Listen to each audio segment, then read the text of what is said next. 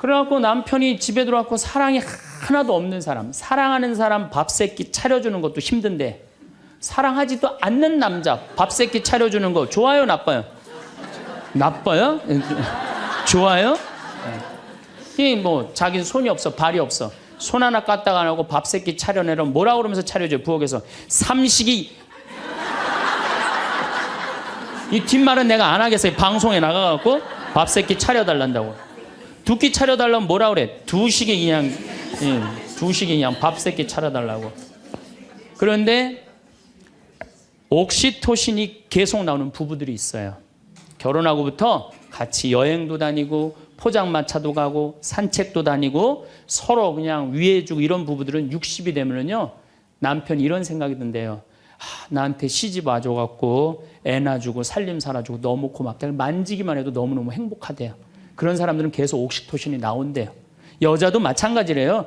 여자도 내가 이 험난한 세상에 저 남자 만나서 저 남자가 바람막이 다 대주고 내가 좀 행복하게 살았다. 보면 너무너무 고마운 거야. 이 두 부부는 60이 넘어도요, 서로 만지기만 해도 행복하다는 거예요. 옥시토신이 나오는 부부들은요, 여보, 남편이 그런데요. 여보, 나 내일 산에 갈 거거든. 아침 점심은 내가 알아서 먹을 테니까 당신 애들도 없는데 걱정하지 말고 당신 푹 쉬었다가 나 저녁만 해줘. 이러면요, 이때부터는 남편을 부르는 용어가 달라져요. 님자를 붙여줘요. 우리 집 일식님은 한 끼밖에 안 드신다고. 얼마나 고마워하는지 몰라요. 그런데 남편이 밥을 한 끼도 안 먹는다, 집에서. 이건 너무 고마운 거예요. 여러분들, 우리 어머니 아버지가 결혼 63주년이 됐어요. 60년 때 어머니가 이러셨어요. 나 60년 동안 밥 해먹는 건 지겹다고. 그랬더니 아버지, 내가 직접 들었어요. 아버지 하시는 말씀이 60년 동안 밥하는 거 했었지. 이제부터 내가 해서 먹을게. 그래서 우리 아버지가 해서 드세요. 집에서 한 끼도 부인한테 상차리라고 안 하면은 이때부터는 대통령 아들 대접해 주는 거예요. 영식님을 대통령 아들이라고 부르는 거거든요. 우리 집 영식님은 한 끼밖에 한 끼도 안 드신다고. 그런데 이 남편이 밥 세 끼 차려달라는 것도 모자라서 간식을 내놓으라고 그러네. 그럼 뭐라 그래? 간나이. 간식 차려내란다고. 그런데 간식을 종종 차려내라고 그러네. 그럼 뭐라 그래? 종간나이.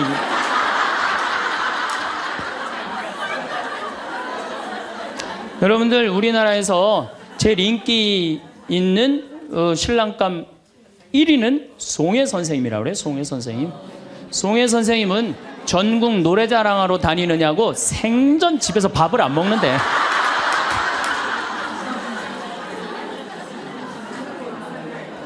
자, 여러분들, 사랑 없는 남편이랑 60이 넘어갔고 40년, 50년 한 집에서 산다. 만만치 않은 일이에요. 보통 심각한 문제가 아니에요. 그런데 우리는 60이 넘어서도 누구한테 미쳐 있느냐면 아직도 정신 못 차려. 자식한테 미쳐 있어요. 일본은 60이 넘어서 자식들 생활비 대주는 비율이 8%예요. 홍콩은 60이 넘어서 자식들 생활비 대주는 게 11%예요. 우리나라는 60이 넘어서 자식들 생활비 대주는 비율이 83%예요. 자식한테 미쳐 있는 거예요. 원숭이가 바나나를 못 나서 자기 목숨을 잃어버리듯이 대한민국 60대 할머니, 할아버지들은, 특히 할머니들은 누굴 못 낳아? 자식을 못 낳아서 본인의 인생을 다 망치는 거예요. 나머지 50년, 60년 인생을 다 망치는 거예요. 남편도 없고 자기도 없는 거예요. 그러니까 우리나라 노인 자살률이 세계에서 1위입니다. 1위인데 65세 이상 10만 명당 미국은 10명이 자살을 해요. 일본은 35명이 자살을 해요. 근데 우리나라는 72명이 자살을 해요. 젊은 사람들보다 우리나라 60세 이상이 3배 많이 자살을 해요. 젊은 사람들보다. 우리나라 노인들은 행복이 하나도 없는 거예요. 자식한테 미쳐갖고. 자, 이제 60부터 지금 태어나면서부터 아인슈타인부터 지금 시작을 했어요. 아인슈타인부터 시작해갖고 뭐 천재부터 시작해갖고 이제 점점 꿈이 망가지고 결혼해갖고 자식한테 미쳐 있다가 60이 넘어서면요, 60이 넘으면요, 여자한테는요, 몸에 에스트로겐이 안 나와요. 몸에서 뭐가 나오냐면 테스토스테론이 나와요. 남성 호르몬이 나와. 60 넘은 할머니들 보면 여자 같은 할머니 하나도 없어요. 전부 깡패 같은 할머니밖에, 깡패 같은 할머니. 내가 얼마 전에 부산에를 갔는데 택시를 탔어요. 근데 택시 기사님이 머리가 하얗신 분이야. 머리가 하얀데 내가 택시를 딱 탔는데 아유 손님 장가 갔냐 그래서 난 장가 안 갔다고 그랬더니 아유 장가 안 가길 잘했다는 거예요. 그래서 무슨 소리냐 그러니까 내가 이제 환갑이 넘었는데 우리 마누라가 자식들이 전부 다 뭐 서울에 뭐 연대 나오고 그래갖고 안양에 가서 산다는 거예요. 안양에 가서 사는데 마누라는 침대를 좋아하고 자기 맨바닥이 좋대요. 그래서 잘 때 부인은 같이 텔레비를 보고 잘 때는 딸 방에 가서 잔다는 거예요. 근데 이놈은 마누라가 방에 딱 텔레비 보러 이제 자기 끝나고 자기 방에 갈 때 꼭 자기를 향해서 방구를 끼고 간다는 거. 방구를 끼고. 그래서 제발 방구 좀 끼지 말라고 그래도 들은 척도 안 한대요. 꼭 방구를 끼고 간다는 거예요. 너무너무 자존심이 상하대. 너무너무. 그러니까 60이 넘은 여자들은요, 여자 같은 여자가 없다는 거예요. 몸에 막 테스토스테론이 나오는 거야. 응. 할아버지들은 몸에서 테스토스테론이 안 나와. 에스트로겐이 나와. 조금만 말하면 막 울고, 슬픈 거 보면 막 울고 막. 할머니들은 생전 안 그러는데. 그러니까 이제 60 먹은 할머니랑 60 먹은 할아버지랑 부부싸움 하면은요, 할머니들은 안 져요. 72% 할머니들이 나는 늙은 남편 모시는 거 지겹다고 생각을 하니까 신경질이 나는 거예요. 부부싸움 하면 절대 할머니도 안 져요. 몸에 테스토스테론 흘러 넘치겠다. 애들 막 들었다 놨다 해갖고 팔뚝도 남편보다 더 굵겠다. 무서울 게 뭐 있어. 그래갖고 그냥 할아버지들하고 싸우는 거예요. 할아버지들이 할머니하고 싸워갖고 눈탱이가 밤탱이 돼갖고 이제 노인정에서 신세한탄 하는 거예요. 60 먹은 할아버지한테 물어봤어요. 형들이 60, 70, 80, 90 먹은 할아버지들이 이제 네 할아버지가 할머니한테 맞아갖고 노인정에 앉아서 신세한탄하는 거예요. 형들이 물어봤어요. 야, 너는 왜 아침부터 노인정에 이렇게 철양 맞게 이렇게 앉아있냐? 눈탱이가 밤탱이가 돼서. 그랬더니 60 먹은 할아버지 하시는 말씀이 형들 말도 난 마누라 무서워서 도저히 한 집에서 못 살겠어. 왜? 그래서 아침에 국이 짜다고 투정을 좀 부렸더니 마누라 한다는 소리가 짜면 짠 대로 먹지 뭐 이렇게 말이 많으냐고 두들겨 패갖고 눈탱이가 밤탱이 됐다는 거예요. 아니 그러는 형은 왜 눈탱이 밤탱이 됐냐고 그러니까 이놈은 마누라가 해만 뜨면 가방을 여러분도 오늘 가방 들고 나왔죠. 해만 뜨면 가방을 들고 그냥 어딜 나가길래 나 밥 안 차려주고 어딜 그렇게 나가냐고 그러니 내가 나가 돌아다니는데 당신 보태준 게 뭐 있느냐고 두들겨 패갖고 눈탱이 밤탱이 됐다는 거예요. 그러는 형은 왜 눈탱이 밤탱이 됐냐고 80 먹은 형한테 물어봤어요.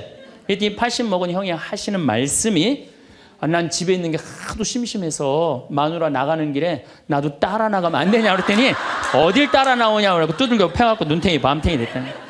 90 먹은 그러는 형은 왜 눈탱이 밤탱이 됐냐고 그러니까 그래서 아침에 눈을 떴더니 마누라가 밤새 안 죽고 또 눈 떴다고.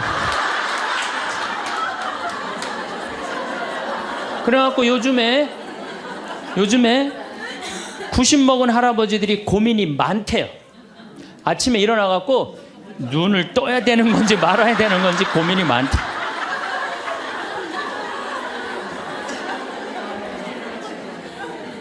근데 문제는 여러분들은 자식들하고 살지 않습니다. 여러분들은 남편하고 삽니다. 그러면 제일 중요한 관계가 부부예요, 부부. 황창현 신부님의 행복특강 지금 바로 시작하겠습니다. 인생 후반전을 멋지게 맞이하는 방법도 함께 들어주시면 강의를 더 잘 음미하실 수 있습니다. 지난주에 우리가 예수님께서 돌더러 빵이 되라는 유혹 받았다고 그랬죠? 예. 우리 인간이 받는 유혹이 가장 많이 받는 유혹이 돈에 대한 유혹입니다. 근데 1 더하기 1은 2지 1 더하기 1은 절대 10이 아닙니다. 더욱이 이제 2만 달러가 넘었으면은요, 떼돈이 순식간에 버는 그런 시대는 지납니다. 2만 달러는 내가 노력한 만큼, 그리고 뭐 5천 달러에서 2만 달러 올라갈 때는 세금도 막 떼어먹어도 돼요. 2만 달러가 넘어가면 투명한 시대가 되기 때문에 세금도 못 떼어먹어요. 이제는 어떻게 하는 사람이 이 세상에서 제일 속 편하냐면은 법대로 사는 사람이에요. 1 더하기 1은 2라고 생각하고 특별하게 내가 노력한 만큼의 성과를 얻는다고 생각하는 사람은요, 절대 악마한테 유혹받지 않습니다. 또 돌도로 빵이 되라고 그러는 거나 돌머리도로 서울대학 들어가려는 거나 똑같은 거다. 여러분들 서울대학 들어간다고 행복한 건 절대 아니다. 여러분들 의사가 행복 지수가요 180개 의사 직업 가운데 의사가 179등이라는 통계도 있어요. 그리고 항상 의사가 만족도, 직업 만족도가 항상 꼴등이에요. 항상. 얼마나 스트레스를 받는지 몰라요. 오진하면 오진해서 스트레스, 환자가 넘으면 넘어와서 스트레스, 안 오면 와나서 스트레스예요. 그 비싼 학비 어렵게 공부하고. 그러니까 출세한다고 행복한 건 아니다. 자, 이제 여러분들 이 자식한테 미쳐갖고 자식한테 일생을 보냈어요. 그러면은 60이 돼서 자식이 여러분들하고 살아주겠어요? 그럼 누가 여러분들하고 산다고요? 남편이 살아요. 남편이. 그런데 같이 사랑을 결혼해갖고 사랑의 탑을 하나도 쌓지 않은 거예요. 혹시 내가 궁금해서 물어보는 거예요. 혹시 여기 계신 분들 중에 결혼할 때 정말로 남편 정말로 사랑해서 결혼하신 분들 혹시 계세요? 정말 궁금해서 물어보는 거예요. 궁금해서. 아, 있으세요? 자, 여러분들 착각하는 게 있어요. 여자 23, 25 예쁠 때예요. 피부 기가 막힐 때예요. 그 다음에 허리 잘록해요. 허리 잘록해갖고 치마 입혀놓으면요 너무 예뻐. 맵시도 나고요. 피부도 좀 전에 30살 먹은 반장님 내가 봤는데 좀 예술이야. 30살만 해도 예, 가슴도 예쁘고. 그런 이 에스트로겐이 이 23, 5때는 에스트로겐이 막 쏟아져 나오는 거예요. 막 쏟아져 나오는 거예요. 이런 예쁜 여자를 27, 8살 먹은 남자가요 웬만하면은요 반하게 돼 있어요. 그건 사랑해서 반하는 게 아니에요. 젊은 남녀가 만나면은요 끌리게 돼 있어요. 그거는 사랑하는 감정 때문에 끌리는 게 아니라 그 나이 때는 도파민이라는 호르몬이 나와서 끌리는 거예요. 도파민이라는 호르몬. 그래갖고 끌려갖고 이제 데이트라는 걸 해요. 데이트를 했는데 이 남자 여자가 같이 데이트를 하면은 손도 잡고 막 그러잖아요. 손도 잡고 팔짱도 끼면은요 너무 행복하고 황홀해요. 그럼 이 남자를 사랑해서 황홀한 게 아니에요. 요 단계, 다음 단계에 들어서면은 페닐에틸암이라는 호르몬이 나와서 황홀한 거예요. 예. 근데 막 안고 뽀뽀를 했는데 막 구름 위를 둥둥 떠다니는 것 같아. 이건 사랑해서 둥둥 떠다니는 게 아니에요. 이거는 옥시토신이라는 호르몬이 나와서 둥둥 떠다니는 거. 옥시토신이라는. 이거는 놀랍게도 마약보다 더 강해요. 그래갖고 마약 하루라도 안 맞으면 미치죠. 연애할 땐 똑같아요. 하루라도 그 남자 안 보면 미칠 것 같은 거예요. 이건 사랑해서 미치는 게 아니에요. 마약보다도 더 강력한 물질이 나와야 되는데 그 남자를 만나야지 나오는데 안 만나면 안 나오잖아. 그러니까 막 보고 싶고 막 미치는 거예요. 그래서 상사병이 걸리는 거예요. 그래서 상사병이 걸리는 거예요. 사랑해서 상사병이 걸리는 게 아니에요. 이 호르몬이 쏟아져 나와야 되는데 그걸 부모가 막거나 로미오와 줄리처럼 가족이 집안이 막거나 이런 미치는 거예요. 그래갖고 그냥 부모가 반대를 했는데도 엄마 난 저 남자 없으면 난 죽을 것 같아. 이때는요 이성이 수독돼 버려요.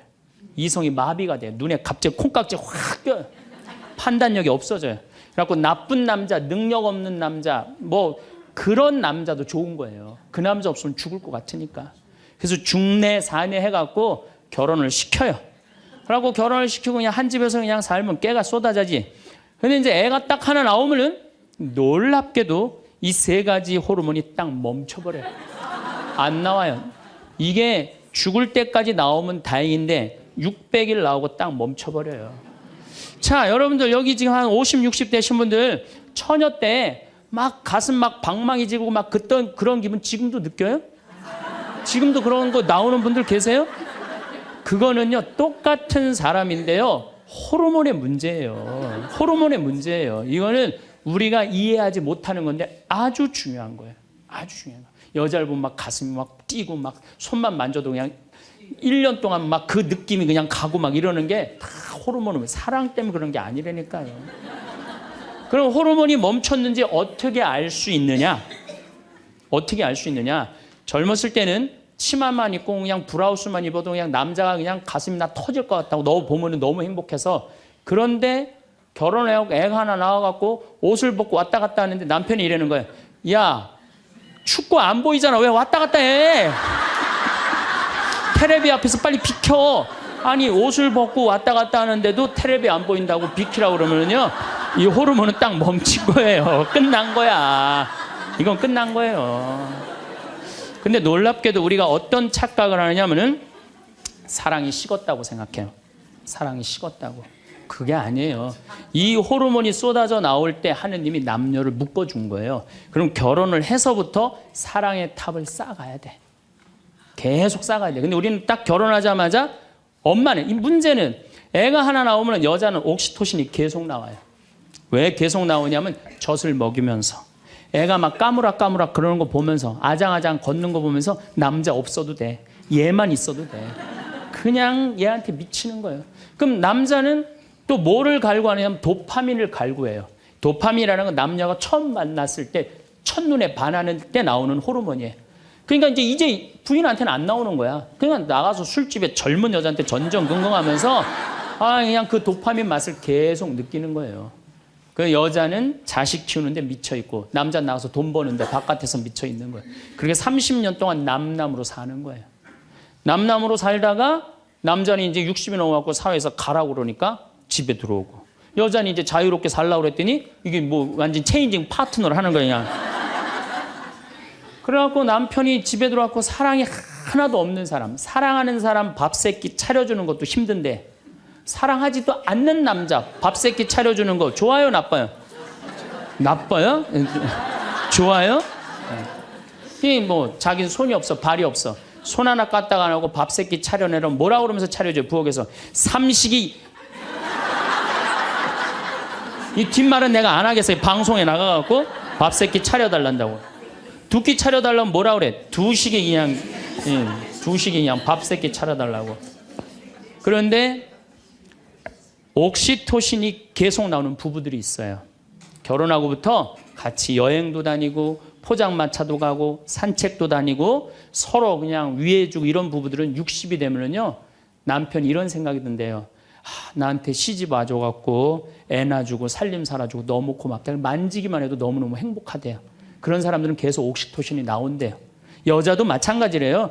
여자도 내가 이 험난한 세상에 저 남자 만나서 저 남자가 바람막이 다 대주고 내가 좀 행복하게 살았다. 보면 너무너무 고마운 거야. 이 두 부부는 60이 넘어도요, 서로 만지기만 해도 행복하다는 거예요. 옥시토신이 나오는 부부들은요, 여보, 남편이 그런데요. 여보, 나 내일 산에 갈 거거든. 아침 점심은 내가 알아서 먹을 테니까 당신 애들도 없는데 걱정하지 말고 당신 푹 쉬었다가 나 저녁만 해줘. 이러면요, 이때부터는 남편을 부르는 용어가 달라져요. 님자를 붙여줘요. 우리 집 일식님은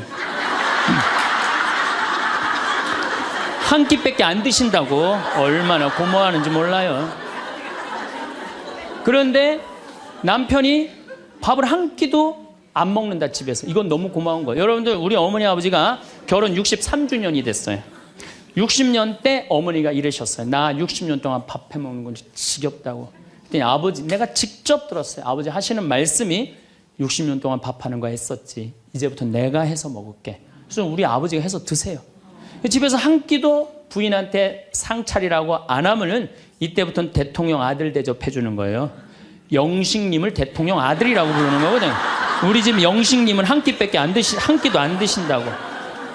그런데 이 남편이 밥 세끼 차려달라는 것도 모자라서 간식을 내놓으라고 그러네. 그럼 뭐라 그래? 간나이. 간식 차려내란다고. 그런데 간식을 종종 차려내라고 그러네. 그럼 뭐라 그래? 종간나이.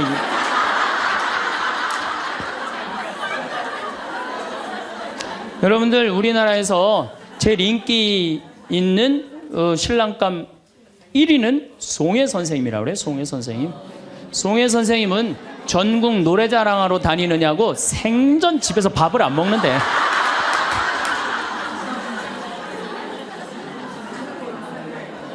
자, 여러분들, 사랑 없는 남편이랑 60이 넘어갔고 40년, 50년 한 집에서 산다. 만만치 않은 일이에요. 보통 심각한 문제가 아니에요. 그런데 우리는 60이 넘어서도 누구한테 미쳐 있느냐면 아직도 정신 못 차려. 자식한테 미쳐 있어요. 일본은 60이 넘어서 자식들 생활비 대주는 비율이 8%예요. 홍콩은 60이 넘어서 자식들 생활비 대주는 게 11%예요. 우리나라는 60이 넘어서 자식들 생활비 대주는 비율이 83%예요. 자식한테 미쳐 있는 거예요. 원숭이가 바나나를 못 나서 자기 목숨을 잃어버리듯이 대한민국 60대 할머니, 할아버지들은, 특히 할머니들은 누굴 못 낳아? 자식을 못 낳아서 본인의 인생을 다 망치는 거예요. 나머지 50년, 60년 인생을 다 망치는 거예요. 남편도 없고 자기도 없는 거예요. 그러니까 우리나라 노인 자살률이 세계에서 1위입니다. 1위인데 65세 이상 10만 명당 미국은 10명이 자살을 해요. 일본은 35명이 자살을 해요. 근데 우리나라는 72명이 자살을 해요. 젊은 사람들보다 우리나라 60세 이상이 3배 많이 자살을 해요. 젊은 사람들보다. 우리나라 노인들은 행복이 하나도 없는 거예요. 자식한테 미쳐갖고. 자, 이제 60부터 지금 태어나면서부터 아인슈타인부터 지금 시작을 했어요. 아인슈타인부터 시작해갖고 뭐 천재부터 시작해갖고 이제 점점 꿈이 망가지고 결혼해갖고 자식한테 미쳐 있다가 60이 넘어서면요, 60이 넘으면요, 여자한테는요, 몸에 에스트로겐이 안 나와요. 몸에서 뭐가 나오냐면 테스토스테론이 나와요. 남성 호르몬이 나와. 그러니까 60 넘은 할머니들 보면 여자 같은 할머니 하나도 없어요. 전부 깡패 같은 할머니밖에, 깡패 같은 할머니. 내가 얼마 전에 부산에를 갔는데 택시를 탔어요. 근데 택시 기사님이 머리가 하얗신 분이야. 머리가 하얀데 내가 택시를 딱 탔는데, 아유, 손님 장가 갔냐고. 그래서 난 장가 안 갔다고 그랬더니, 아유, 장가 안 가길 잘했다는 거예요. 그래서 무슨 소리냐 그러니까 내가 이제 환갑이 넘었는데 우리 마누라가 자식들이 전부 다 뭐 서울에 뭐 연대 나오고 그래갖고 안양에 가서 산다는 거예요. 안양에 가서 사는데 마누라는 침대를 좋아하고 자기 맨바닥이 좋대요. 그래서 잘 때 부인은 같이 텔레비를 보고 잘 때는 딸 방에 가서 잔다는 거예요. 근데 이놈은 마누라가 방에 딱 텔레비 보러 이제 자기 끝나고 자기 방에 갈 때 꼭 자기를 향해서 방구를 끼고 간다는 거. 방구를 끼고. 그래서 제발 방구 좀 끼지 말라고 그래도 들은 척도 안 한대요. 꼭 방구를 끼고 간다는 거예요. 너무너무 자존심이 상하대. 너무너무. 그러니까 60이 넘은 여자들은요, 여자 같은 여자가 없다는 거예요. 몸에 막 테스토스테론이 나오는 거야. 네. 할아버지들은 몸에서 테스토스테론이 안 나와. 에스트로겐이 나와. 조금만 말하면 막 울고, 슬픈 거 보면 막 울고 막. 할머니들은 생전 안 그러는데. 그러니까 이제 60 먹은 할머니랑 60 먹은 할아버지랑 부부싸움 하면은요, 할머니들은 안 져요. 72% 할머니들이 나는 늙은 남편 모시는 거 지겹다고 생각을 하니까 신경질이 나는 거예요. 부부싸움 하면 절대 할머니도 안 져요. 몸에 테스토스테론 흘러 넘치겠다. 애들 막 들었다 놨다 해갖고 팔뚝도 남편보다 더 굵겠다. 무서울 게 뭐 있어. 그래갖고 그냥 할아버지들하고 싸우는 거죠. 할아버지들이 할머니하고 싸워갖고 눈탱이가 밤탱이 돼갖고 이제 노인정에서 신세한탄 하는 거예요. 60 먹은 할아버지한테 물어봤어요. 형들이.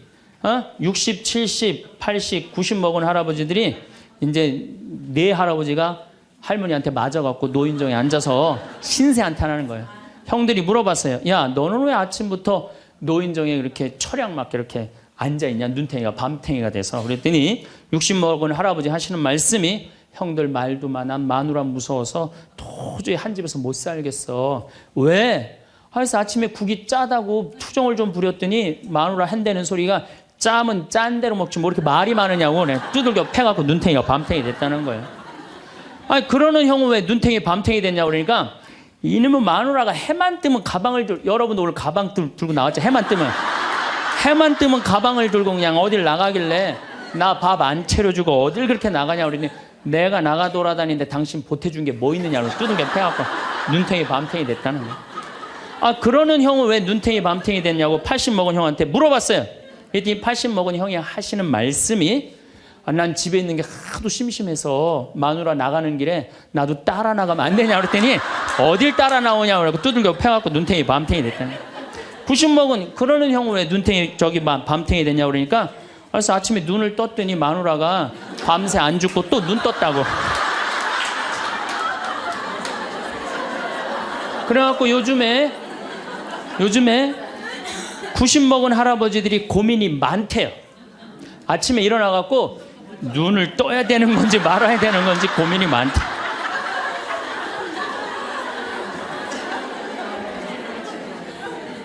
근데 문제는 여러분들은 자식들하고 살지 않습니다. 여러분들은 남편하고 삽니다. 그러면 제일 중요한 관계가 부부예요, 부부. 근데 우리는 세상에 돈 욕심, 자식 욕심 피느냐고 정말 중요한 걸 잊어먹고 사는 거예요. 정말 중요한 것. 부부간의 사랑을 잊어먹고 사는 거예요. 사람이 예수님이 이 악마가 돌더러 빵이 되라고 하니까 예수님이 기가 막힌 얘기를 해요. 사람은 빵만으로 사는 것이 아니라 하느님의 말씀으로 사느니라. 말씀이 없는 사람은요, 이 세상을 행복하게 살 수가 없어요. 마음 안에 진리가 없는 사람은요, 이 세상을 행복하게 살 수가 없어요. 여러분들 이 멀리까지 인천에서, 서울에서, 수원에서 여기 오신 이유는 말씀 들으려고 오신 거 아니에요? 그렇죠? 그럼 뭔가 답을 알고 살아가는 거, 뭔가 답을 알고. 돈 많은 부잣집 아들 자살했어요. 돈 많은 부잣집 딸 자살했어요. 우리나라에서 제일 잘 산다는 사람들. 그 말씀이 없어서요, 말씀이. 자살하는 사람들 얼마나 많아요, 돈 많은 사람들이. 그렇죠? 네. 가난한 사람 자살 안 해요. 돈 많아갖고 어떻게 주체를 못하는 사람들이 자살을 하는 거죠. 멕시코의 어떤 미국 하버드 MBA를 한 금융가가 휴가를 갔어요. 조그만 해안가 휴가를 갔는데 어부가 난 물고기 잡으러 나가겠다고 그 집에서 쉬었는데 물고기를 잡으러 나갔는데 2시간 만에 들어온 거야. 물고기를 20마리를 너무너무 싱싱한 걸 잡아 들어왔어요. 그래서 금융가가 물어봤어요.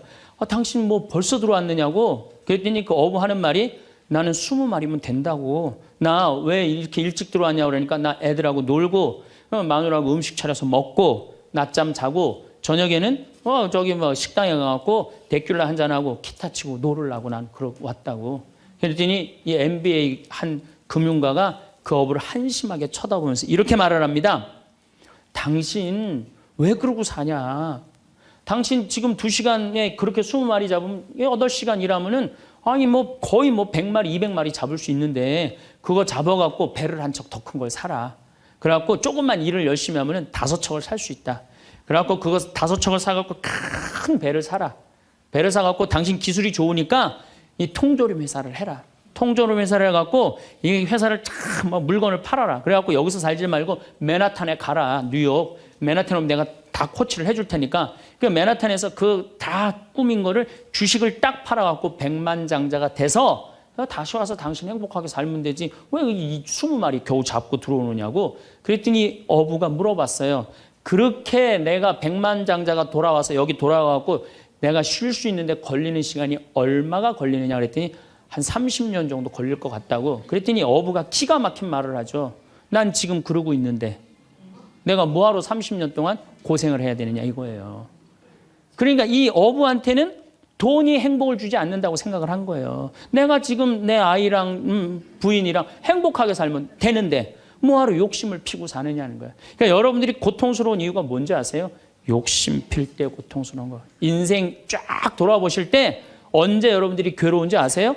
욕심 필 때. 자식 욕심, 돈 욕심, 사람 욕심, 재물 욕심 이거 필 때요. 다 형제간에 의 갈라지고요.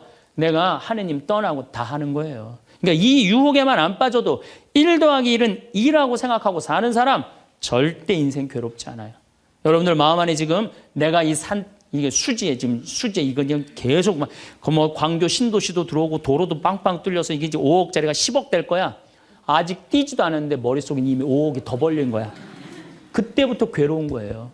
그때부터. 1 더하기 1은 2지. 1 더하기 1은 10이 절대 아니다. 남은 인생 여러분들 허튼 욕심 피지 마세요. 그럼 악마가 못 따라온다는 얘기죠. 이게 안 되니까 악마가 이번에는 예수님을 높은 산에 데리고 가요. 이스라엘에 가보면은 40일 단식하시고 난 다음에 높은 산이라고 그러는 건 예리고가 내려다 보이는 산이에요. 예리고가요 6,000년 된 도시예요. 사막인데 그냥 막 물이 펑펑펑펑 솟아나와요. 그래갖고 그냥 사람이 정말로 살기 좋은 데예요.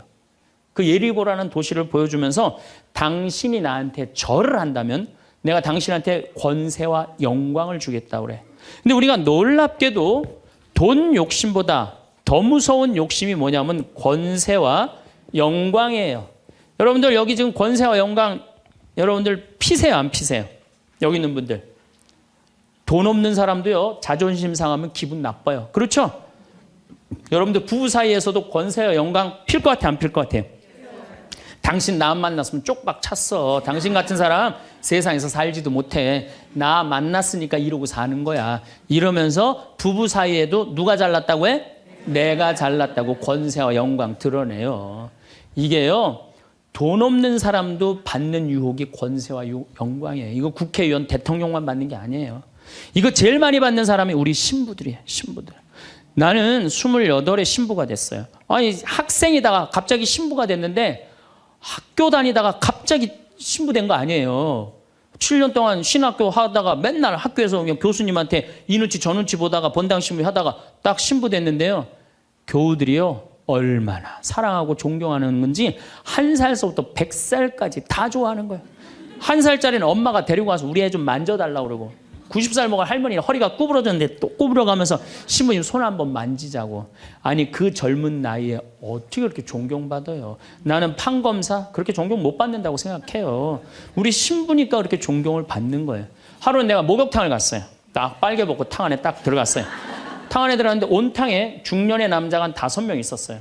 근데 갑자기 그 정가운데 있던 남자가 나를 보더니 갑자기 일어나더니 신부님 오셨느냐고 인사를 하는 거예요. 자세히 보니까 광명시 시장님이야. 시장님이 국장님들을 데리고 목욕탕을 온 거예요. 온천을 딱 왔는데 날 보더니 그 시장님이 일어나서 인사를 한 거야. 국장들이 이해가 안 가는 거야. 광명시에서는 누가 최고야? 시장님이 최고인데 저 사람 저 누구냐? 저 해와 같이 찬란하고 달과 같이 아름다운 저 사람 저거 누구냐 이거야. 아니 우리 시장님이 일어나서 인사할 정도는 보통 사람은 아니라는 거지.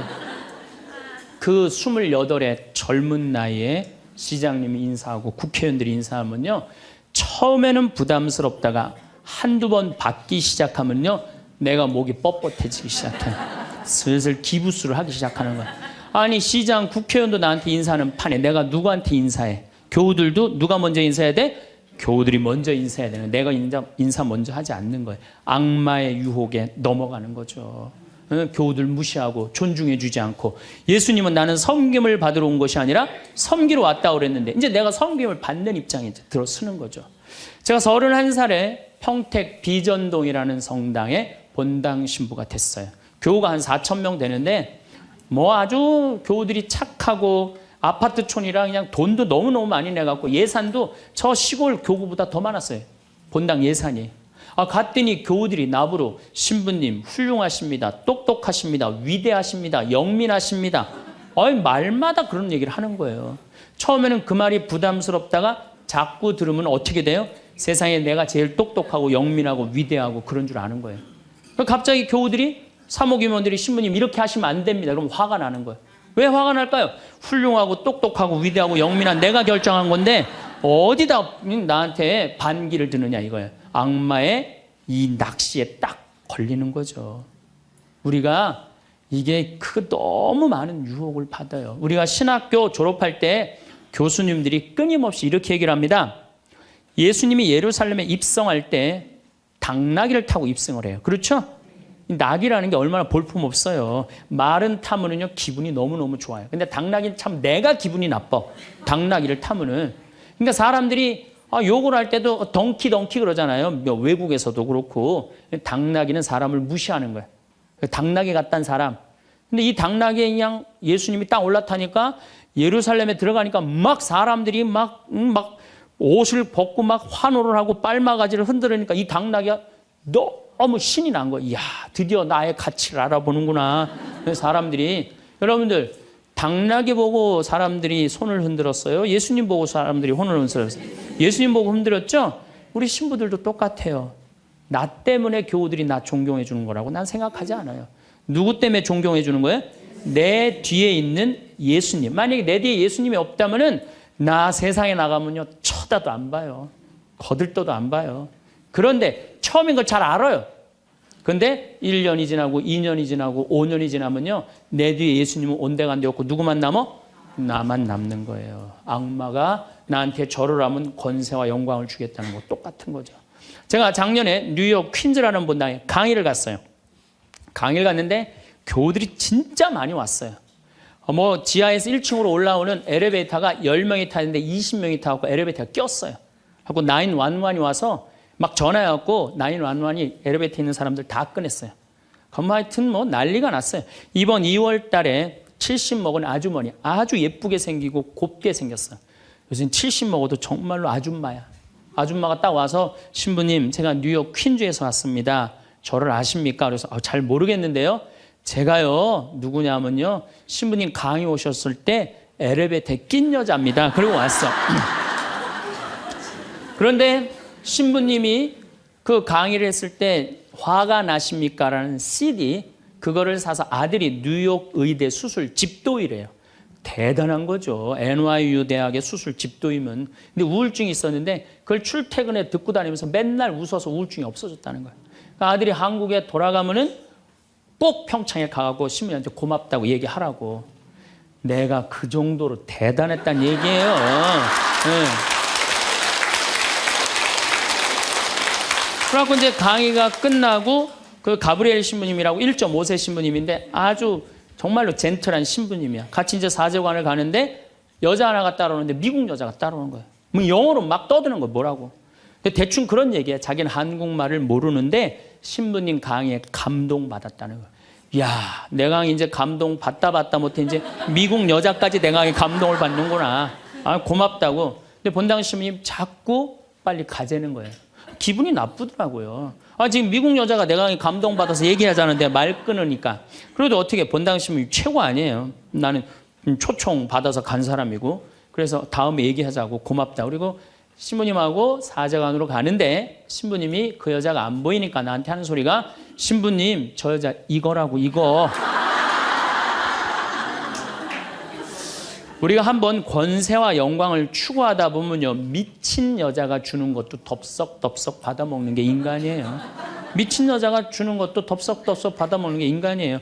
여러분들 지금 대통령은 아니더라도 전 대통령들 청와대에 들어갈 때 보면 다 70% 지지율이. 들어갈 때. 근데 나올 땐 전부 똑같이 10%대였어. 다. 왜 10%대로 떨어질까요? 5년 동안 밑에 있는 사람들이 훌륭하십니다. 대단하십니다. 위대하십니다. 영민하십니다. 5년 동안 들으면요. 5년째 판단력이 흐려지는 거예요. 5년째.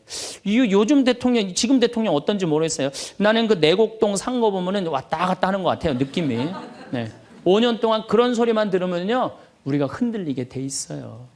그런데 이거는 대통령뿐만 아니라 저나 여러분들이나 누구에게나 빠질 수 있는 유혹이야. 나 없으면은 이 집 망한다. 나 없으면 우리 사목회 망한다. 나 없으면 우리 구역 망한다. 나 없으면 우리 레지오 망한다. 나 없으면은 우리 성모회 망한다. 절대 그런 생각하지 마세요. 없어져도요 잘 돌아가요. 제가 홍콩에 가갖고 인도 신부 이렇게 이제 강의를 들은 적이 있어요. 근데 그 신부님이 참 재미난 얘기를 하더라고요. 한 성가대가 있는데 이 성가대에 30명이 있는데 소프라노 자매 하나가 음이 자꾸 틀리는 거야. 음이 자꾸 틀려갖고 지휘자가 머리가 지끈지끈한 거야. 그래서 본당 신부님을 찾아가서 신부님 우리 성가대에 소프라노 하나가 있는데 음도 틀리고 박자도 틀려갖고 성가대가 안 된다. 그러니까 신부님이 제발 그 여자 좀 관두게 해라. 신부님이 화가 났어요. 그래? 알았어. 내가 관두게 할게. 라고 불렀어요. 당신 때문에 30명 성가대가 안 된대잖아. 당신 좀 성가대 좀 관둬라. 30명을 위해서. 그랬더니 이 소프라노 단원이 한 말이 있어요. 좋다. 내가 관둬서 30명이 잘 된다면 나도 요구 조건이 하나 있다. 그게 뭐냐 그랬더니 신부님도 우리 3,000명 좀 잘 돼보게 좀 관둬라 좀. 여러분들 우리가요. 본당 신부님들도 간혹 나 아니면 이 성당 못 짓는다고 그렇게 생각하는 분들 계신데 없어도 돌아가요. 돌아가게 돼 있어요. 여러분들도 제발 나 없으면 무너진다 이런 생각하지 말고 좀 겸손한.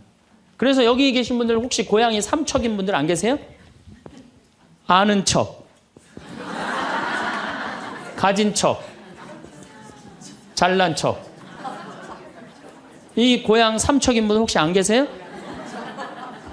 많을 거예요. 보면은 아는 척하는 교우들 많아요. 뭐 얘기만 나오면 그냥 자기가 뭐 다 아는 것처럼 그냥 다른 사람 말도 못하게 그냥 자기가 다 말하는 사람 있어요, 없어요? 여행 다닐 때 보면은요, 그 뭐 해외 나갔다고 그냥 보면은 한 15명 모여서 이제 같이 여행 나가면요, 다 그냥 자기가 전문가야. 그냥 가이드보다 더 똑똑해. 다 아는 척하는 사람들 많아요. 잘 알지도 못하면서 그냥 잘 따라가기만 하면 되는 걸. 세발 낙지 그냥 낙지발이 3개 달하고 우기고 싸우는 사람들도 많아요. 보면은 제가 한 번은 서울 모본당에 강의를 갔어요. 강의를 갔는데 이 강의를 하려고 그러는데 마이크를 딱 잡았는데 마이크가 안 나오는 거예요.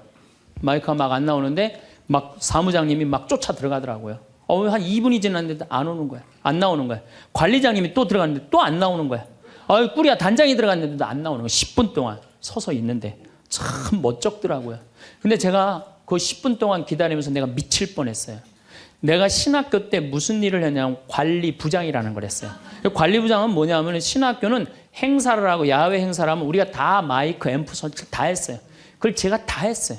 앰프 설치, 마이크. 그러니까 딱 보면은 알아요. 저건 저렇게 하면 금방 나온다. 어딜 가나 무슨 기계를 봐나. 10분 동안 기다리면서 내가 거기 쫓아 들어가고 아는 척하고 싶어서 내가 미칠 뻔했다니까요. 우리 인간은요, 누구에게나 무슨 유혹이 있느냐면 아는 척하고 싶은 유혹이 있는 거. 어느 인간에게나. 그게 나만 있는 게 아니라 여러분들도 다 있다는 거예요. 근데 여기에는 무서운 게 있어요. 뭐 무서운 게 있냐면 내가 아는 척을 하면서 다른 사람을 무시하는 거예요. 교우들 무시하고 같이 사는 공동체 무시하고 듣지 않는 거예요. 아는 척 하려고 그럴 때 남의 얘기를 듣지 않을 때 아는 척하는 분들, 악마의 유혹에 넘어가는 분들이죠.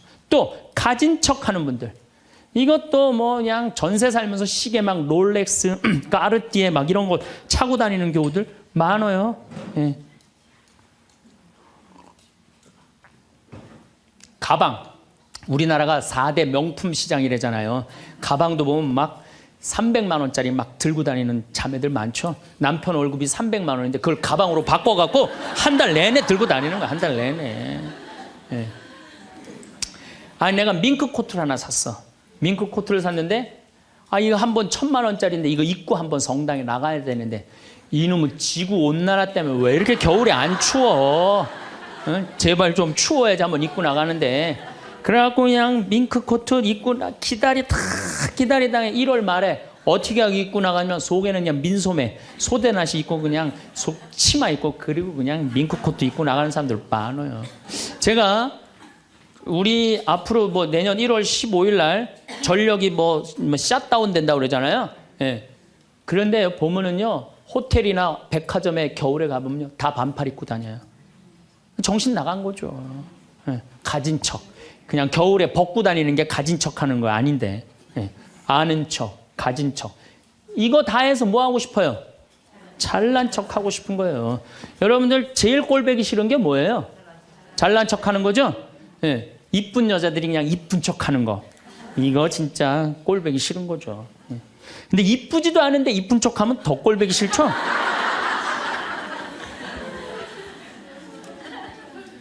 저도 이 잘난 척 하는데 만만치 않아요. 저도 만만치 않아요. 제가 수영을 참 좋아해요. 수영을 참 좋아해갖고 제가 수영장 25m 풀 40바퀴 한 번도 안 쉬고 한 번에 돌아요. 이 정도면 이렇게 감탄해주면 내가 기분이 너무 좋아요. 잘난 척 하는데 동참해주는 거 아니야. 네. 그리고 나는 전신 먹고 바다에 들어가면 저녁 먹을 때까지 바다에서 안 나와요. 그리고 저는 스킨 스쿠버를 해요. 다이빙을 해갖고 아주 다이빙을 좋아해요. 그래갖고 뭐 동해바다, 제주도 뭐 문섬, 새끼섬, 서귀포 앞바다에 있는 거, 포항에 또 뭐 다이빙, 그 다음에 무슨 뭐 저 괌, 파푸아 뉴기니 뭐 그 비행기 추락한 거 다이빙, 배 난파된 거 다이빙, 얼마나 다이빙을 좋아하는지 몰라요. 그리고 내가 또 우리 신부들하고 한번 그 동해바다에 놀러를 갔는데 늦 여름이에요. 이제 속초에 이제 갔는데 사람들도 별로 많지도 않았어. 근데 막 한 젊은 애가 한 100kg가 되는 애가 튜브를 하고 막 자꾸 바닷속으로 들어가더라고. 여자친구가 빨리 나오라고. 근데 얘는 뭐 와라 막 그러는데 설악산에서 바람이 불어갖고 튜브가 뒤집어진 거야. 그리고 얘가 난 수영할 줄 알았는데 쑥 들어가더라고요. 그 나오디 막 살려달라고 그러더라고. 또 쑥 들어가는데 또 아무도 안 가더라고. 그래도 뭐 어떻게 해. 신부인데. 그래갖고 그냥 내가 막 쫓아 들어갔어요. 그랬더니 뭐 또 여기서 야 튜브 갖고 들어가. 걱정하지 마. 그래갖고 가보니까 너무 살이 찐 거예요. 그래갖고 그냥 다시 그냥 나와갖고 튜브를 다시 갖고 들어가갖고 목을 걸어갖고 끌고 나와갖고 물을 얼마나 얘가 토해냈는지 그 여자친구가 내가 너 때문에 못 쓴다고 막 때리고 그러는데 야 내가 죽은 사람도 내가 건져냈는데 술만 먹으면 이제 교우들한테 자랑을 하는 거예요. 내가 이런 사람이라고. 응. 근데 여자 하나가 신부님 훌륭하십니다. 대단하십니다. 여러분들처럼. 그럼 내가 얼마나 기분이 좋아요. 나는 수영장 25m 풀 40밖에 한 번도 안 쉰다니까 그 여자 한다는 소리가 자기는 25m 풀 100밖에 한 번도 안 쉰다는 거야. 아니 그럴 때 교우가 신부가 그렇게 말하면은 아우 신부님 대단하십니다. 그럼 얼마나 좋아요. 자기도 이제 잘난 척 하고 싶은 거지. 머리채를 다 확 젖뜯고 싶더라고요. 내가 또 질 수 있어? 아니 나는 내가 신학교 때 단축 마라톤 내가 12km 토요일마다 맨날 뛰었다니까 자기는 42.195km 10번 완주패가 있다는 거예요.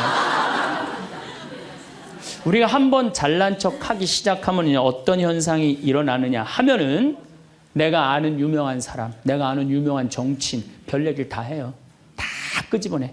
내 것도 아닌데 지기 싫은 거지. 네. 그래갖고 이 잘난 척이 악마의 유혹에 넘어가는 거예요.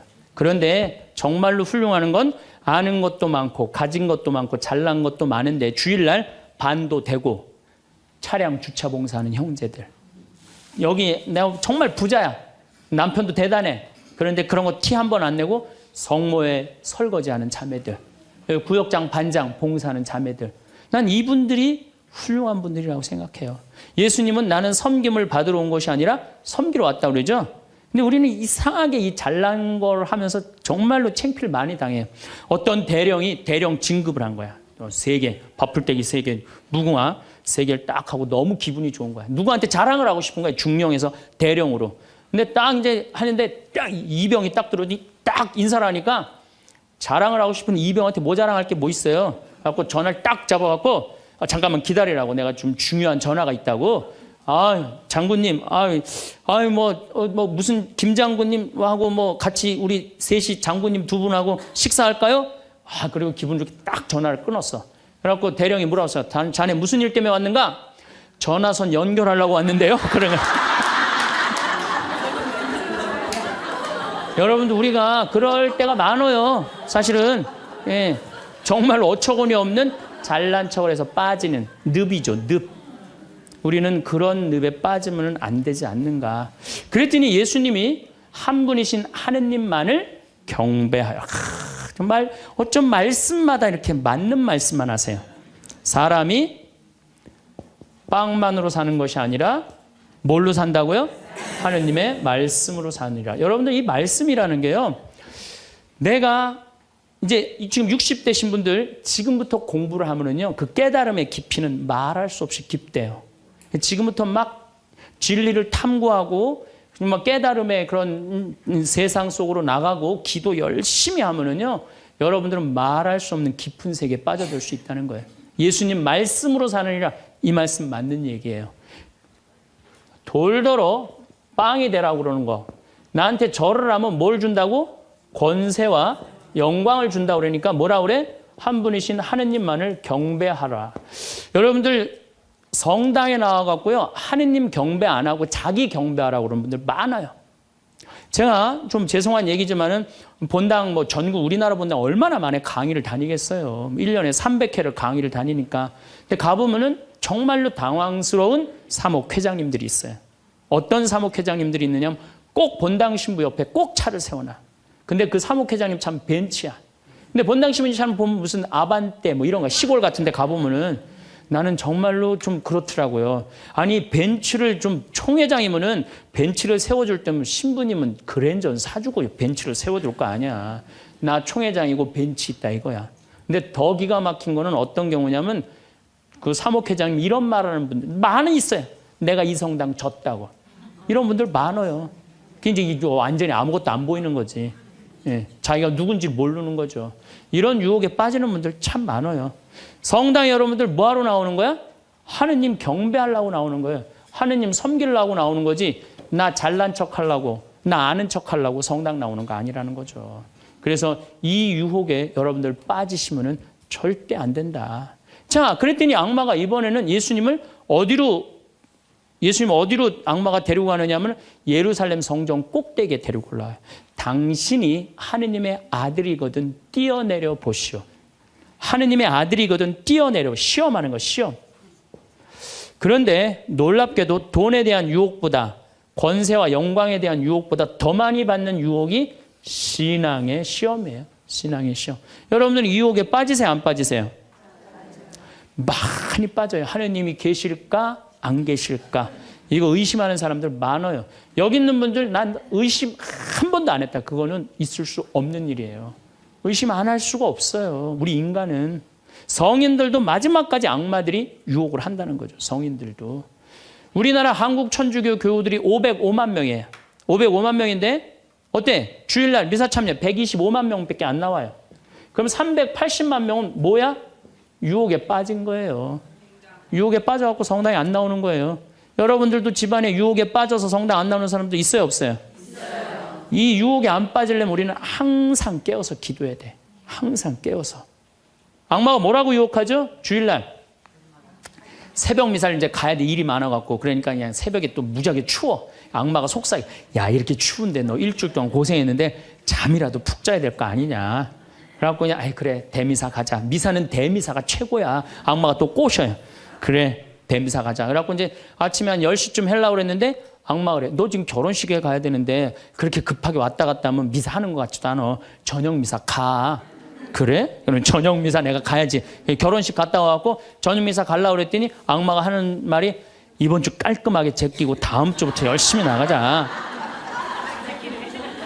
거기에 이제 한 번 빠지고 두 번 빠지고 그러면은 어떻게 돼요? 아예 성당에 가기 싫은 거예요. 그래서 우리가 악마는요, 예수님이 뭐 내가 다음 시간에 말씀드리겠지만은 한 분이신 하느님을 시험하지 말아라 그랬는데 뭐라고 그러고 떠나냐면 다음 기회를 엿보고 떠나. 다음 기회를 엿보고. 항상 악마는 여러분들 속에서 있으면서 저나 여러분들한테 유혹을 하는 거예요. 이 악마의 유혹에 빠지지만 않는다면 우리가 행복한 거죠.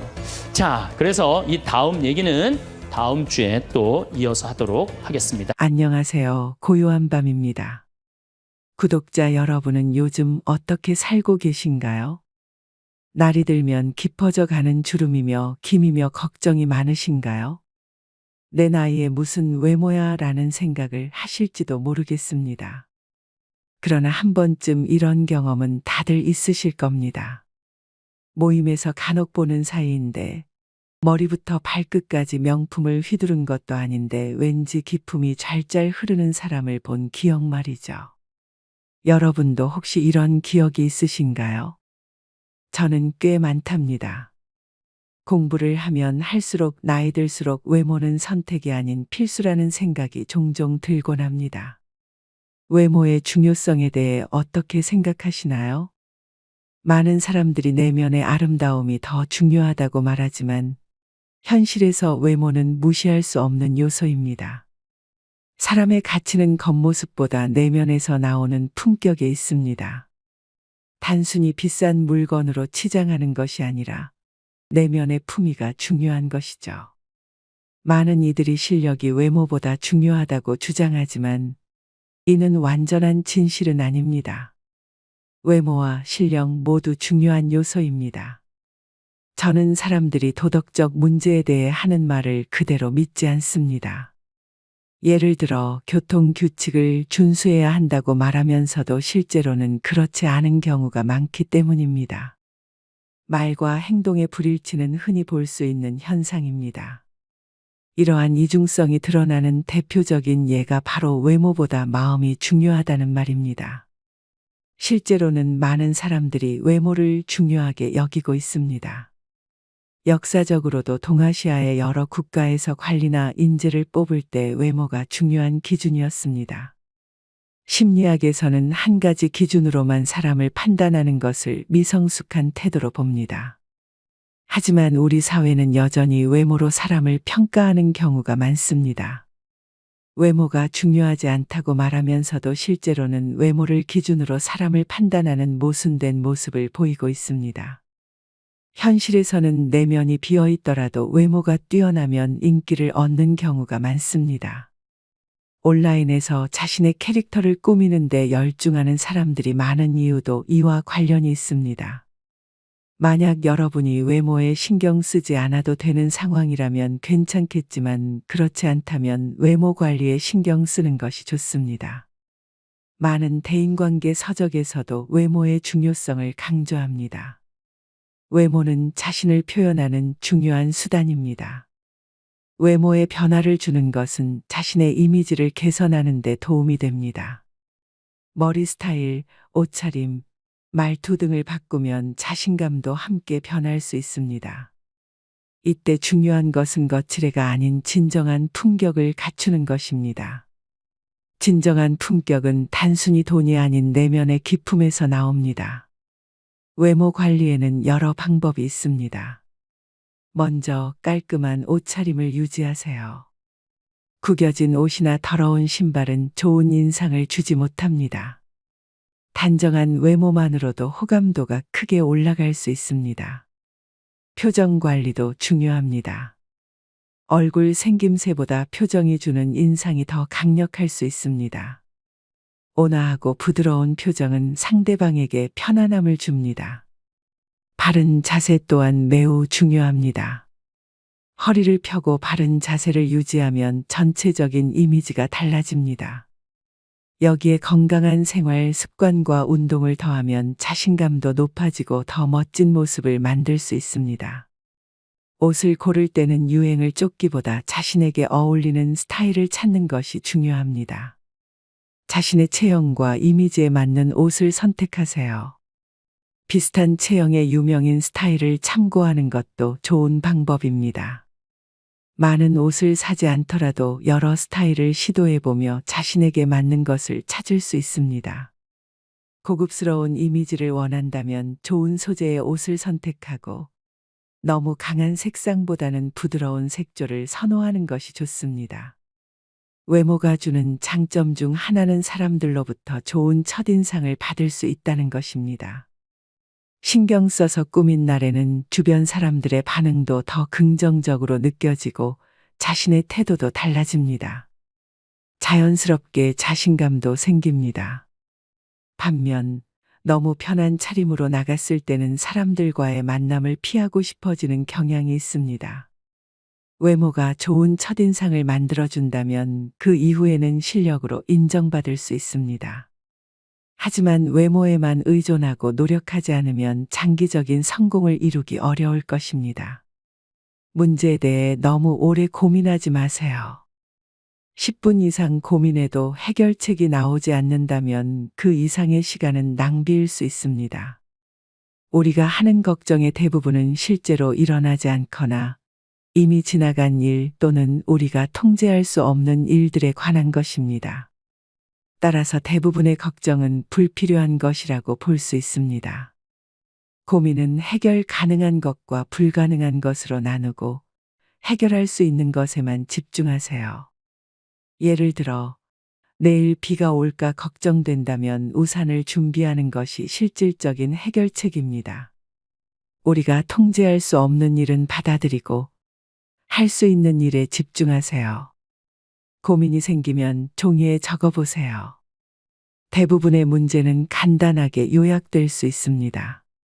10분 안에 해결책을 찾지 못한다면 더 이상 고민하지 말고 다른 방법을 찾아보세요.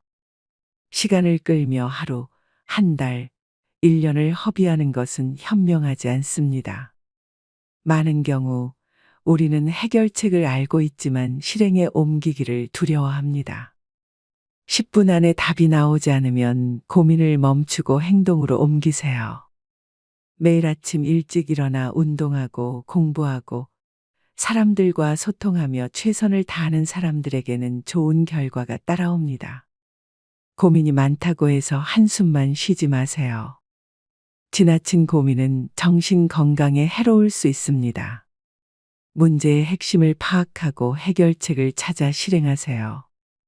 해결책이 보이지 않으면 고민을 멈추고 다른 접근 방식을 시도해 보세요. 고민한다고 해서 상황이 저절로 바뀌지는 않기 때문입니다. 문제를 해결하려 하기보다는 문제의 근본 원인을 제거하려는 자세를 가지세요. 현실이 힘들게 하더라도 좌절하지 말고 다시 일어서세요. 자신의 삶을 스스로 통제하지 못하고 타인의 의견에 휘둘리는 사람은 인생의 주체가 되기 어렵습니다. 현재의 상황이 힘들고 절망적이라면 그것을 바꾸기 위해 행동할 용기를 가지세요. 변화를 위한 열정은 어려움을 극복하는 원동력이 됩니다. 고독을 두려워하지 마세요. 외로움은 어떤 목표를 향해 나아가는 과정에서 누구나 겪는 경험입니다. 고독을 수용하고 그것을 극복하는 방법을 배우세요. 목표를 향해 나아갈 때 외로움은 불가피한 동반자일 수 있습니다. 주변 사람들이 여러분의 변화를 이해하지 못하고 비난할 수도 있지만 성공을 위해서는 이런 외로움을 견뎌내야 합니다. 친구들과 어울리는 대신 때로는 고독을 받아들이며 목표를 향해 노력하세요. 친구들과의 관계를 유지하고 싶다면 메시지나 이메일을 통해 소통하는 것도 좋은 방법입니다. 이를 통해 글쓰기 능력도 향상시킬 수 있습니다. 인생은 자전거를 타는 것과 비슷합니다. 뒷바퀴를 움직이는 것은 여러분의 노력이지만 방향을 정하는 것은 여러분의 의지와 판단력입니다. 일상생활이라는 이름으로 열심히 페달을 밟고 있지만 정작 어디로 가고 있는지 모르는 경우가 많습니다. 아무리 열심히 노력해도 방향이 잘못되었다면 원하는 목적지에 도달할 수 없습니다. 그러므로 목표를 명확히 설정하고 그에 맞춰 노력하세요. 감정적인 상황에서도 이성을 유지하세요. 누군가를 비판하거나 화를 낼 때도 차분하게 대응하는 것이 더 효과적입니다. 감정에 휩싸여 말하면 오히려 상대방의 반발만 살 수 있습니다. 비판이 필요할 때는 냉철한 판단력을 가지고 접근해야 최대의 효과를 얻을 수 있습니다. 마지막으로 자신의 행동부터 바르게 하세요. 다른 사람에게 피해를 주고도 당당해야 한다면 그에 대한 비난은 피할 수 없을 것입니다. 특정 배경이 중시되는 환경에서 어려움을 겪고 있다면 다른 방식으로 접근해 보세요. 남들과 다른 장점을 개발하는 것이 중요합니다. 그 장점은 바로 여러분의 실력과 능력입니다. 기존의 편견이나 장벽을 극복하려면 자신의 실력을 끊임없이 향상시켜야 합니다. 젊었을 때부터 재정 관리 습관을 기르세요. 젊은 시절의 재정 관리 방식이 미래의 경제적 상황을 좌우할 수 있습니다. 특별한 재능이 없다면 절약하고 저축하는 습관이 중요합니다. 꾸준히 모은 돈이 미래의 투자 자금이 되어 경제적 안정을 가져다 줄 수 있습니다. 젊은 시절에 무분별한 소비만 하던 사람들이 나중에 경제적으로 성공하는 경우는 드뭅니다. 경제적 성공을 원한다면 젊었을 때부터 다른 이들과는 다른 생활 방식을 선택해야 한다는 점을 명심하세요. 자신의 가장 큰 적은 바로 자기 자신입니다. 많은 사람들이 미래를 지나치게 많은 사람들이 미래를 지나치게 비관적으로 예측하고 쉽게 포기합니다. 그들은 큰 성공을 꿈꾸면서도 현실에서는 도피하려 하지만 결국 아무것도 얻지 못합니다. 여러분은 이런 사람들과는 다른 길을 가야 합니다. 부정적인 영향을 주는 주변 사람들로부터 벗어나 자신만의 길을 개척하세요. 인생에서 성공을 이루는 사람들은 꾸준한 노력과 관리를 통해 목표를 달성합니다. 경제적 성공을 위해 필요한 것은 특별한 재능이 아니라 지속적인 의지와 노력입니다. 진정한 만족감은 외부가 아닌 내면에서 찾아야 합니다. 우리가 진정한 행복을 느끼는 곳은 마음속입니다. 자신의 노력을 인정하고 격려하는 것은 스스로 해야 합니다. 외부의 인정이나 칭찬에 의존하기보다는 스스로에게서 만족을 찾는 것이 중요합니다. 이러한 내적 만족이 삶을 살아가는 원동력이 됩니다. 노력이란 단순히 좋아하는 일을 더 많이 하는 것이 아닙니다. 오히려 하기 싫은 일을 열심히 해내는 것이 진정한 노력입니다. 기회는 모든 사람에게 주어지지만 그 결과는 각자의 노력에 따라 달라집니다. 노력한 만큼 보상이 주어진다는 믿음을 가지고 그 시기가 늦어지더라도 참고 기다리세요. 보상은 때로는 천천히 오지만 반드시 찾아옵니다. 어떤 일을 반복적으로 할 때는 그 과정에서 개선점을 찾고 필요한 지식을 습득하며 실수를 줄이는 노력이 필요합니다. 이를 효율적으로 처리하고 경험자들의 조언을 듣는 것도 도움이 됩니다. 작은 일부터 철저히 수행하세요. 맡은 일을 완벽하게 처리하는 사람으로 인정받을 때 자존감도 자연스럽게 높아집니다. 행복은 특별한 순간이 아닌 일상의 작은 순간들 속에서 찾을 수 있습니다. 진정한 행복은 의식적으로 행복을 추구하지 않을 때 오히려 찾아옵니다. 행복만을 쫓는 사람은 오히려 그 행복에 도달하기 어려울 수 있습니다. 자신이 몰입할 수 있는 일을 찾고 그 일을 통해 행복을 경험해 보세요. 순간순간의 몰입이 행복으로 이어집니다. 우리가 살아가는 오늘은 누군가에게는 간절히 바라던 내일이었다는 점을 기억하세요. 오늘은 여러분에게 주어진 새로운 기회입니다. 스트레스를 해소하려면 그 원인을 직접 해결해야 합니다. 일이나 대인관계에서 발생한 문제가 스트레스의 원인이라면 그 문제를 해결하려는 노력이 필요합니다. 문제가 그대로 있다면 스트레스도 계속될 것입니다. 문제를 회피하지 말고 해결책을 찾아 스트레스의 근원을 제거하세요. 문제 해결에 적극적인 태도를 가지세요. 스트레스의 원인을 파악하고 그 근본을 해결하려 노력하세요. 대부분의 스트레스는 우리가 문제 해결 방법을 모르기 때문에 발생합니다. 문제를 해결할 방법을 찾고 실천에 옮기세요. 스트레스를 해소하는 가장 효과적인 방법은 문제의 근원을 제거하는 것입니다. 우리는 종종 절망감에 빠지지만 그 이유는 대개 미래를 현재의 상황으로 판단하려 하기 때문입니다. 현재의 상황이 어떠하든 미래를 지금의 기준으로 예측하지 마세요. 미래를 정확히 예측하는 것은 불가능합니다. 현재의 상황을 미래의 결과로 단정 짓지 마세요. 지금의 노력이 미래를 바꿀 수 있습니다. 어떤 일을 계속 반복하다 보면 점차 그 일에 익숙해지고 나아가 흥미를 느낄 수 있습니다. 포기하지 말고 꾸준히 노력하세요. 어려운 상황 속에서도 의미를 찾으세요. 우리 모두가 서로를 배려하는 따뜻한 사회 그리고 모두의 행복한 미래를 희망합니다. 오늘도 서로에게 따뜻한 사회, 우리들의 행복한 노후를 바랍니다. 평화로운 하루 보내세요. 고요한 밤이었습니다. 감사합니다.